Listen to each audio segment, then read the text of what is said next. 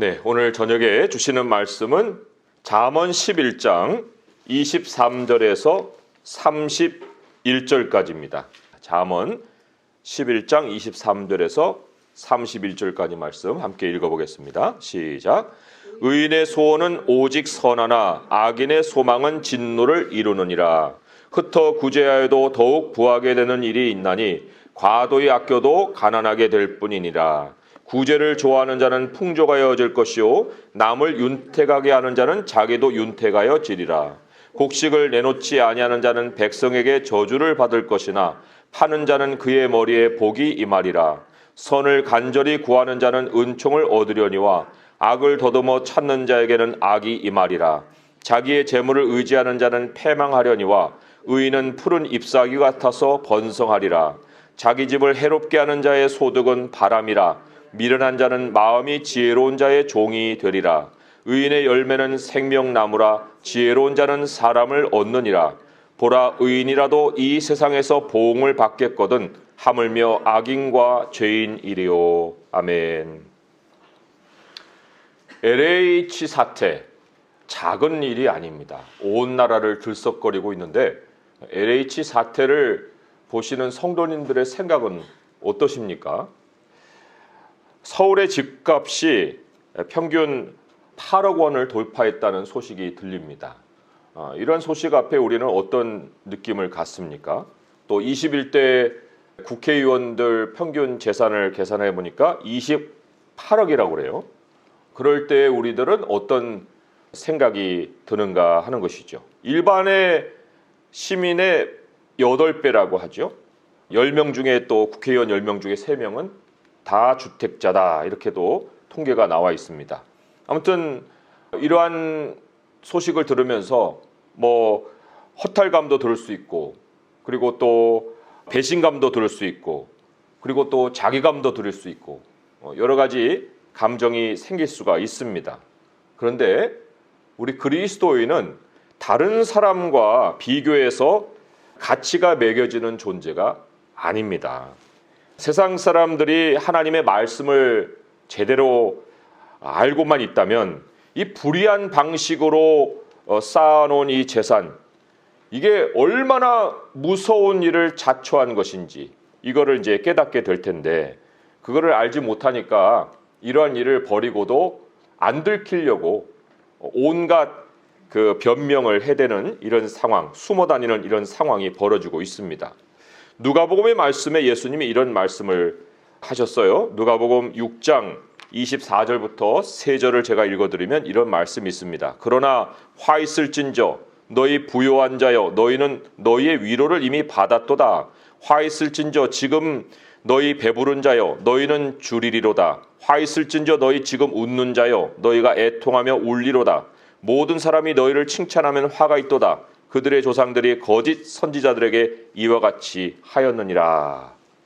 예수님이 이렇게 확신을 가지고 지금 배부른 자는 줄일 것이고 지금 웃는 자는 애통하고 울 것이다 라고 말씀하신 근거는 어디에 있습니까? 예수님이 진리이시기 때문에도 그렇지만 하나님이 절대로 하나님이 경영하시는 세상을 하나님 법 밖에 두지 않으십니다. 세상은 하나님의 법이 적용되어 지금까지 흘러온 세상입니다. 하나님의 통제 밖에다가 세상을 둔 일이 없고 모든 세상은 진리대로 되기 때문에 예수님은 결론을 얘기를 해주실 수 있는 거예요. 하나님의 말씀에 비추어서 이러한 LH 사태나 또 집값 폭등으로 인해서 재산을 어마어마하게 투기를 통해서 얻은 사람들이나 그런 사람들이 이제 굉장히 많아지는 이런 상황에 한국에 매우 무서운 결과가 생길 것이다. 한국 상황이 무서운 결과를 맞을 것이다. 그러한 결말로 끝날 것이다. 라고 이렇게 얘기해 줄 수 있는 근거. 우리 하나님이 이 누가복음에서만이 아니라 여러 말씀을 통해서 우리에게 제시를 해줬습니다. 그 중에 하나가 오늘 잠언의 말씀이에요. 이 잠언의 말씀에 보면은 그 말씀을 따라 우리가 쭉 묵상을 할 때 이거 큰일 났네. 빨리 이 상황에서 안 빠져나오면은 이 피해를 입겠네. 그래가지고 그 손절하고 빠져나오면 문제가 해결이 될까요? 아니면 하나님 나 잘못했어요 하고 회개하면은 문제가 해결이 될까요? 하나님은 사람이 자기 행위의 열매를 반드시 먹는다고 그랬습니다. 하나님의 백성이 예외입니까? 오늘 말씀의 마지막 절 읽은 것을 보면은 보라 의인이라도 이 세상에서 보응을 받겠거든 하물며 악인과 죄인이리요. 의인이라고 열외가 아닙니다. 의인도 하나님의 법대로 살아오지 않고 다른 방식으로 살게 되면 거기에 따르는 분명한 보응이 있습니다. 악인에게만 나쁜 일이 벌어지는 것이 아닙니다. 그나마 이 삭개오식의 회개 이런 건 아주 드라마틱한 반전을 일으키죠. 그런다 문제는 삭개오가 많지 않다는 거예요. 그냥 그거를 가지고도 있고 그리고 피해도 안 보고 싶은 이런 심리 속에 살아가는 사람들이 대부분이라는 겁니다. 오늘 29절의 말씀 한번 주목을 해보겠습니다. 잠언 11장 29절의 말씀 같이 한번 읽어보도록 하겠습니다. 시작. 자기 집을 해롭게 하는 자의 소득은 바람이라 미련한 자는 마음이 지혜로운 자의 종이 되리라. 이 말씀을 가만히 우리가 묵상을 해보면 이 LH 사태와 같은 방식으로 재산을 모은 사람의 끝이 어떠할 건지가 보여요.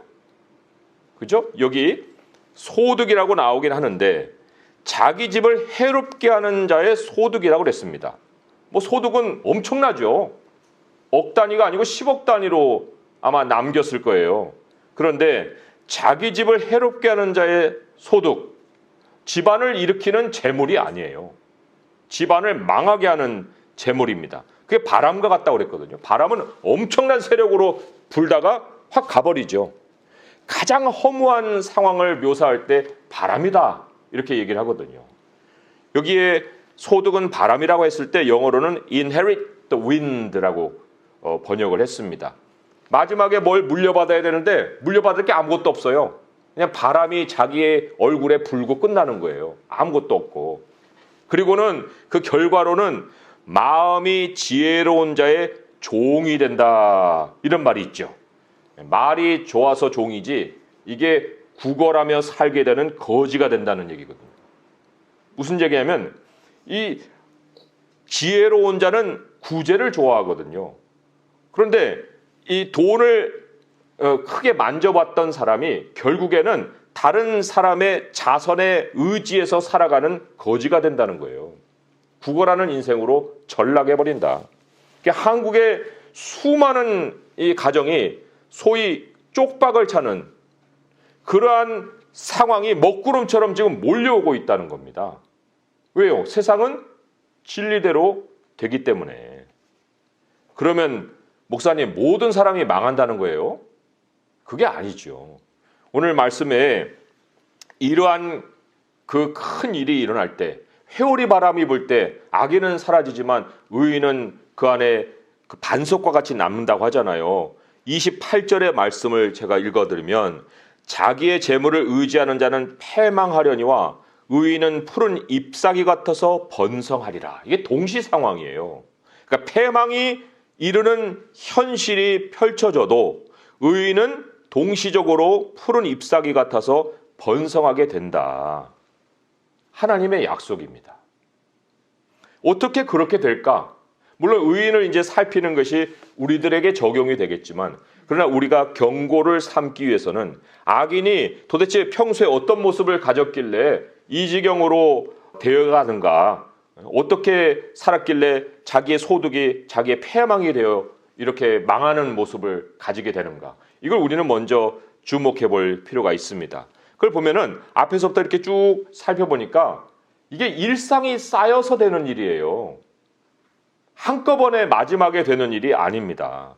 일상이 쌓여서 집안을 망하게 하는 소득을 만지게 된다는 겁니다. 우리 속담에 바늘도둑이 소도둑이 된다는 말이 있잖아요. 그게 사람들이 그냥 만들어내는 그런 그 속담이 아니에요. 격언이 아닙니다. 하나님이 경영하시는 세상을 관찰해 보니 그게 그렇게 되더라. 일상이 그렇게 망가져 있는 사람은 나중에는 큰 것을 만지다가 망가진다. 이런 격언을 남긴 겁니다. 자, 23절에 보면은 그 악인이 마음에서부터 완전히 다른 모습을 가져요. 의인의 소원은 오직 선하나 악인의 소망은 진노를 이루느니라. 그러니까 하나님은 결과만 가지고 그것을 판단하지 않고 마음의 동기부터 이제 모든 걸 살피거든요. 그 마음의 동기를 누가 알겠어요? 하나님밖에. 근데 하나님이 보시니 악인의 소망은 결국은 진노를 당할 것밖에 없구나 하고 이렇게 보시는 겁니다. 여기 악인의 소망은 좀 다른 단어를 썼어요. expectation이라고 하는 단어를 썼습니다. 뭐예요? 기대치죠. 기대치.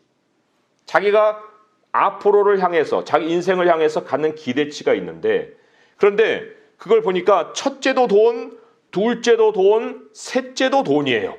모든 게 돈입니다. 집을 볼 때도 뭐 나의 가정이니 또는 나의 고향이 있는 어떤 장소니 뭐 이렇게 생각지 않아요. 예, 어떻게 생각합니까? 부촌에 몇 억짜리요? 이게 다예요. 그분들의 관심사에는 집은 몇 억짜리 어느 동네 이거죠. 직장은 뭐 소명을 이루거나 뭐 보람을 느끼거나 그게 아니에요. 연봉이 얼마요? 수익을 얼마나 내는 장사요? 이제 이거를 먼저 따지죠. 그래가지고 이게 계산이 안 되면 집어치우고 계산이 되면은 자기 소명도 아닌 일에 뛰어드는 거죠. 뭐 생활용품이니 자동차니 옷이니 다 이런 게 이제 생필품이잖아요. 차도 외국에는 신발과 똑같아요. 왜냐하면 신발 없이 밖에 못 나가듯이 자동차 없이 다른 데를 못 다니니까 그게 생필품이거든요. 그런데 이 사람들의 눈에는 그게 생필품으로 안 보이죠. 명품이죠, 명품. 자기의 그 위상을 드러낼 수 있는 최고의 수단이 바로 이런 생활용품 속에서 나오는 거죠. 결혼도 사랑이니 헌신이니 뭐 믿음이니 그런 게 어디 있어요. 그냥 자금력으로 끝나버리는 거예요. 자금력이 얼만큼 됩니까? 그래서 내 상대인지 아닌지를 이제 따지는 거죠. 아무튼 돈을 빼놓고는 인생에 의미가 없어요. 모든 생각이 거기에 모여 있습니다. 그런 악인의 특징이 일상의 면모에서부터 드러난다는 겁니다. 자, 24절을 보시면 거기에 일상의 모습 중에 하나가 뭐냐? 과도히 아껴도 가난하게 된다라는 이 말씀에 있습니다. 과도히 아낀다. 아니 그런 걸 가지고 저만큼 돈이 있는 사람은 좀 이렇게 풍성하게 써야 되는 거 아니야? 좀 관대해야 되는 거 아니야? 뭐 그 조그만 걸 가지고 10원, 20원을 따져. 이 사람들 민망할 정도로 매우 돈 계산에 아주 밝고 그리고 인색하고 그리고 작은 돈에 아주 혈안이 되어 있는 이런 모습들을 보인다? 10중 8구죠. 뭐 10중 8구도 아니고 10중 19예요. 그 사람은 결국 마음의 중심에 돈이 있습니다. 하나님 중심이 절대로 아니죠. 또 26절에 보게 되면 곡식을 내놓지 아니하는 자는 백성에게 저주를 받을 것이나 파는 자는 그의 머리에 복이 임하리라. 모든 것이 자기 이득이 얼마가 될 것이냐. 다른 이웃들의 이익에 대해서는 관심이 없어요. 그러니까 자기가 하는 모든 일, 사업 다 재산 증식을 위한 수단이지 그게 무슨 섬김이에요. 우리 코로나 딱 터지고 마스크 사태 어땠습니까? 마스크 쟁여놨잖아요. 왜요? 비싸게 팔려고. 그때 풀면은 옛날에 그 가격으로 나가니까 쟁여놨다가 그 물건이 없는 그런 상황에 사람들이 2,000원이든 3,000원이든 돈 있는 사람은 그냥 내주고도 다 살 수 있는 그런 상황까지 기다렸다가 팔잖아요. 사람의 필요를 따라서 움직이지 않고 자기 이득을 따라서 그게 뭐 사업 수완이라고 사람들은 좋게 붙여 있지만 하나님은 그렇게 보시지 않습니다. 근데 땅 투기가 전형적인 그 예예요. 집단으로 부동산을 매입을 해가지고 매물에 씨가 마르게 만들고, 그리고는 사람들이 막 아우성 칠 때 그때 고가로 팔아 넘기고 자기는 빠지는 거예요. 그러니까 이 부동산 투기를 하는 사람들은 다른 사람, 특별히 이 서민의 눈물을 자기의 재산으로 축적한 사람들이다. 착복했다고 볼 수 있는 거죠. 서민의 눈물을 착복한 거예요. 돈으로 바꿔가지고. 그러니 백성의 저주를 받는다고 하잖아요. 왜 백성들이 있는 사람들을 저주하겠어요? 그런데 성경에 보면요, 무리가 저주하고 원망하는 일을 하나님이 귀를 기울이십니다. 그게 출애굽 사건의 계기가 되잖아요. 많은 대중의 욕을 듣는 일에는 반드시 하나님이 그 문제를 다루시는 일이 생긴다는 겁니다. 자, 이런 것도 있고요. 또 28절에 보면 이제 그거는 클라이막스죠. 27절입니다. 27절의 말씀. 선을 간절히 구하는 자는 은총을 얻으려니와 악을 더듬어 찾는 자에게는 악이 임하리라. 이게 작은 데서 시작했잖아요. 과도히 아끼는 일에서 시작했잖아요. 근데 점점 간땡이가 커져가지고 이제는 악을 더듬어 찾아요. 그게 불법인 줄 알고 도박인 줄도 알고 투기인 줄도 알아요. 그런데 돈이 보이거든요. 그러니까 모든 게 다 무마가 돼갖고 쫓아가는 거예요. 악을 더듬어서 찾아갑니다. 결과가 부자일까요? 그 결과에 24절에 보면은 가난하게 된다고 그랬고요. 과도히 아껴도 가난하게 된다고 그랬고, 26절에 보게 되면 백성에게 저주받는다고 그랬고, 동네 사람들 다 욕하는 사람이 되는 거고, 또 27절에 보게 되면 어떻게 됩니까? 악이 임하리라. 악을 더듬어 찾는 자에게는 악이 임한다.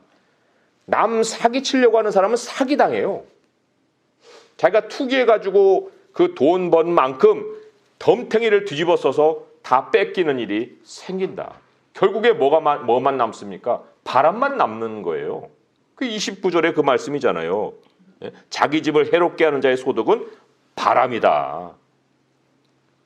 하나님이 지켜보시는 세상입니다. 하나님이 지켜보시는 세상에서 하나님이 복으로 주지 않는 복으로 주시지 않은 그 재물, 절대로 우리에게 웃음을 가져다 주지 않습니다. 그때에는 싸구려 웃음을 막 쏟아내겠죠. 값싼 웃음을 쏟아내겠죠.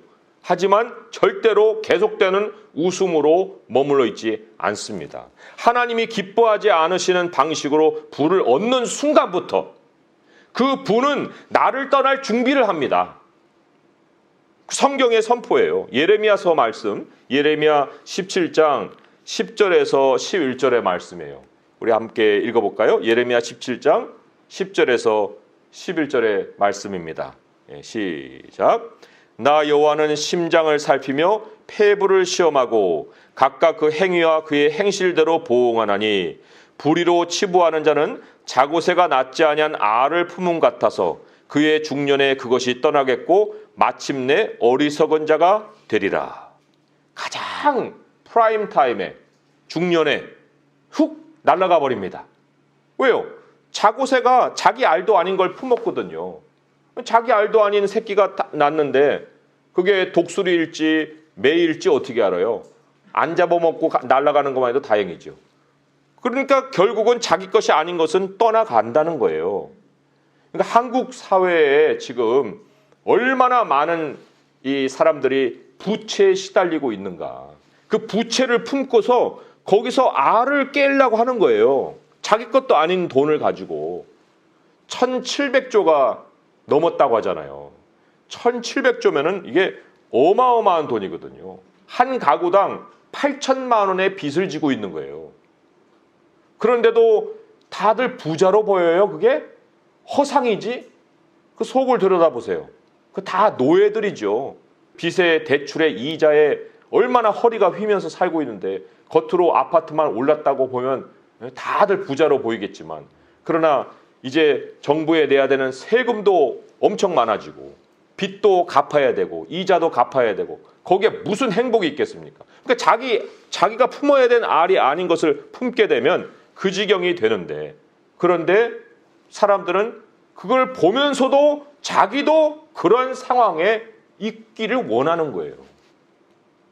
한국 사회에 참 하나님이 주시는 복으로 부자가 되어서 그 부를 정말 하나님이 인정해 주시는 상황에서 천국까지 들어가는 사람이 몇 명이나 될까요?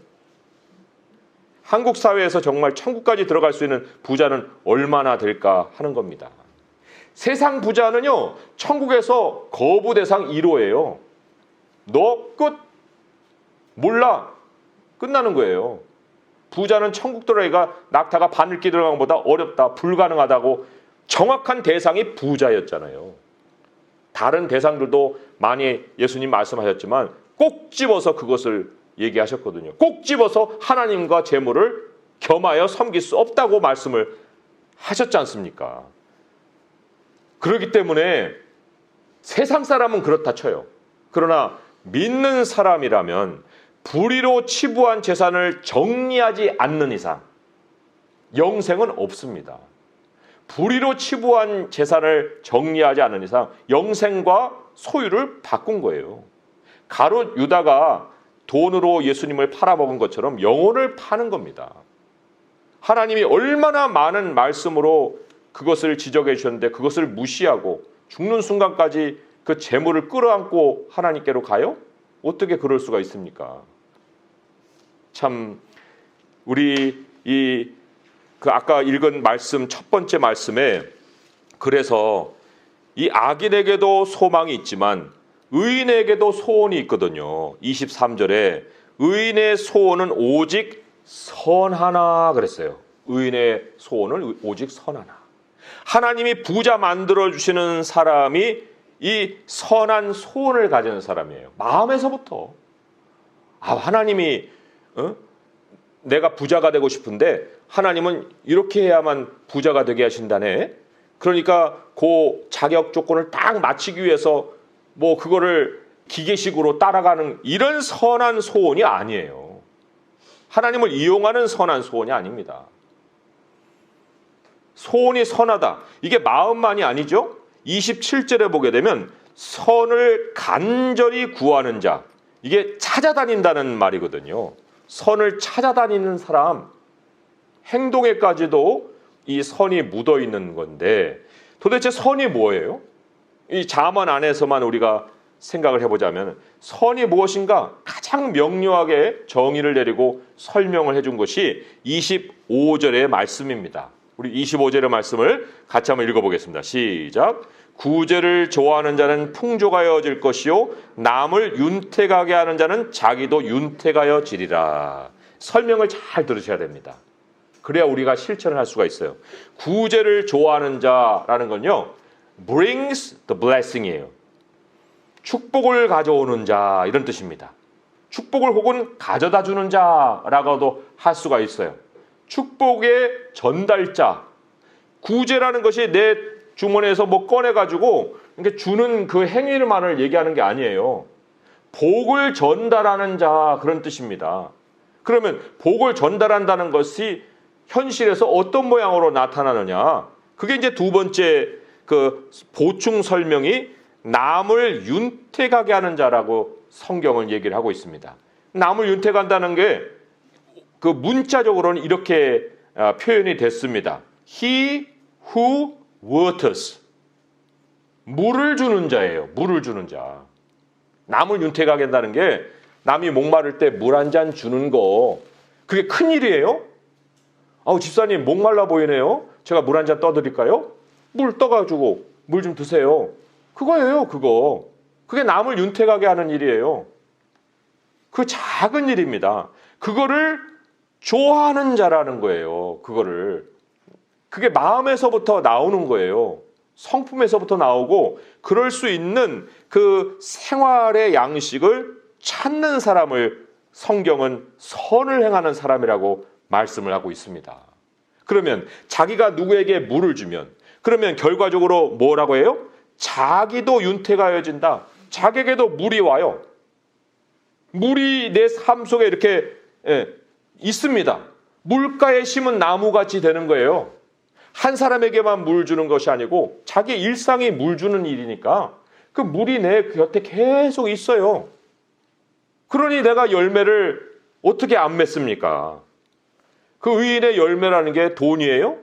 의인의 열매가 돈이 아니에요. 30절에 보면 의인의 열매는 생명나무다 그랬어요. 생명나무다. 나무가 크는데 그 나무에서 뭐가 열려요? 생명이 열려요. 그 생명이 뭐라고 했습니까? 사람을 얻는 거라고 그랬잖아요. 사람을 얻는 것이다. 누가 나에게 복을 가져오는 거예요? 내가 복의 전달자가 되면 내 복을 전달받은 무수한 사람들로 인해서 또 하나님이 나에게 복을 전달해 주신다는 겁니다. 그게 천국의 원리라는 거죠. 물론 여기에 물 주고 물 받는데 무슨 여기에서 부가 생길 수 있어요? 뭐 이렇게 이제 돈은 어디 있습니까? 좀 실제적으로 돈이 어디서 생기는 거예요? 이렇게 물어볼 수도 있겠죠. 그런데 돈이 어디서 생기는가? 여기에 자기도 윤택하여 지리라는 말씀이 수동이에요. 이 23절부터 마지막 절까지 쭉 읽어보게 되면요. 다 하나님이 그 배후에서 역사하십니다.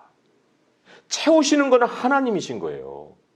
하나님이 윤택하게 하시고 하나님이 푸른 잎사귀 같게 해주시고 또 하나님이 열매를 맺게 하시고 하나님의 상으로 우리가 부요해지는 거예요. 우리는 물을 줬는데 하나님은 거기에 대해서 상을 갚아주신다는 거죠. 우리 마태복음 10장에 보시면 이게 뭐 영원한 나라에 가서 일어나는 일이 아니에요. 이게 땅에서도 일어나고 하늘에서도 일어나는 일입니다. 그 마태복음 10장을 한번 가보세요. 마태복음 10장 40절에서 42절의 말씀 같이 한번 읽어볼까요? 마태복음 10장 40절에서 42절의 말씀. 이 말씀이 결국은 윤택하게 하는 이 지혜의 근본을 두고 하신 말씀입니다. 마태복음 10장 40절에서 마지막 절까지 읽어보겠습니다. 시작. 너희를 영접하는 자는 나를 영접하는 것이요 나를 영접하는 자는 나를 보내신 이를 영접하는 것이니라. 선지자의 이름으로 선지자를 영접하는 자는 선지자의 상을 받을 것이요 의인의 이름으로 의인을 영접하는 자는 의인의 상을 받을 것이요 또 누구든지 제자의 이름으로 이 작은 자 중 하나에게 냉수 한 것이라도 주는 자는 내가 진실로 너에게 이르노니 그 사람이 결단코 상을 잃지 아니하리라 하시니라. 아멘. 네. 여기에 물 주는 대상은 특별히 하나님의 말씀을 전하는 사람을 여기에 지시하고 있습니다. 지정을 하고 있어요. 복음을 전하는 일에 힘쓰는 사람들에게 물 한 것이라도 주는 사람은 결단코 상을 잃지 않는다. 이 하나님의 말씀이 우리에게 부를 가져다 주는 길을 열어주셨는데 나의 마음에는 지금 무엇이 가득하여서 나의 미래를 바라보고 있는가? 주님이 그 나라와 그의 의, 하나님의 나라와 하나님의 옳은 뜻을 또 하나님과 연결되기를 찾아라, 먼저 찾아라 했는데 내가 그 일을 행하고 또 그 일을 행하는 사람을 내가 또한 돕고 또한 내가 그 일을 함으로 인해서 하나님이 누군가에게 내게 도움이 되게 하는 일들이 벌어지고 그래서 내 주변에 물가가 형성이 될 때 그때에 하나님은 나를 부요하게 하신다는 거예요. 그 부를 가지고 누려야 나중에 하나님 앞에 그 부가 있는 삶을 가지고 가서도 착하고 충성된 종이라고 주님께 영접을 받을 수가 있는 것입니다.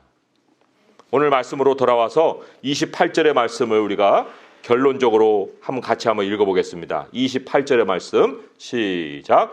자기의 재물을 의지하는 자는 패망하려니와 의인은 푸른 잎사귀 같아서 번성하리라. 아멘. 우리 이제 재물로 인한 환란이 한국 사회에 닥칩니다. 이거는 가능성의 문제가 아니고 반드시 오게 돼 있어요. 우리나라가 전 세계에서 GDP 대비 가계부채 세계 1위입니다. 어디서 할 게 없어갖고 그런 걸 1등을 했는지 모르겠어요. 그러니까 얼마나 탐욕이 참 사람들의 마음속에 가득 배어 있는지 이걸 통해서 우리가 알 수가 있습니다. 남 따라가다가 이런 이 지경이 된 건데 우리는 다른 사람을 따라가는 사람들이 아니라 하나님을 쫓는 사람이에요. 예수 그리스도를 쫓는 사람입니다. 예수 그리스도를 끝까지 우리가 의지하고 정말 끝까지 우리가 남을 윤택하게 하고 우리의 것을 나눠주고 그리고 선한 소원을 품고 그럴 수 있는 일들이 무엇인가 하는 그 동기를 가지고 일상을 살아가면 하나님이 우리를 부유하게도 하시고 또한 우리를 부유한 중에 불러가시고 그리고 착하고 충성된 종이라고 칭찬해 줄 줄 믿습니다. 그러한 성도들의 부유한 삶이 있기를 우리 주님의 이름으로 축원드립니다. 기도하겠습니다. 하나님 아버지, 돈이 이 사회를 다 잡아먹었습니다.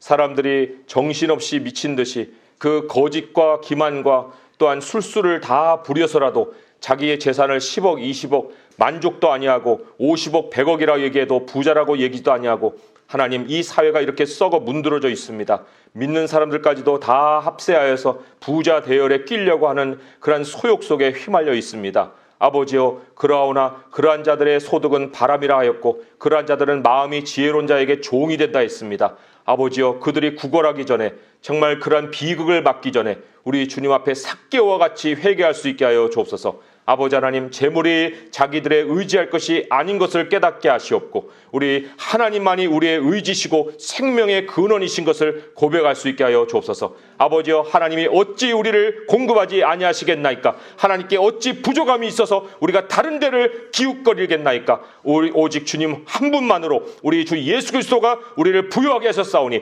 우리 주님을 의지함으로 하나님께 온전히 의지함으로 우리의 모든 삶을 채움받고 주님 앞에 칭찬받는 삶이 되게 하여 주옵소서. 의인은 푸른 잎사귀와 같이 번성하게 하시옵고 아버지께서 물가에 심은 나무와 같게 하신다 하셨사오니 남을 윤택하게 하고 또한 선을 또한 구하고 찾고 두드리며 살아갈 수 있는 우리 모두가 되게 하여 주시옵소서. 우리 주 예수 그리스도의 이름으로 감사하며 기도합니다.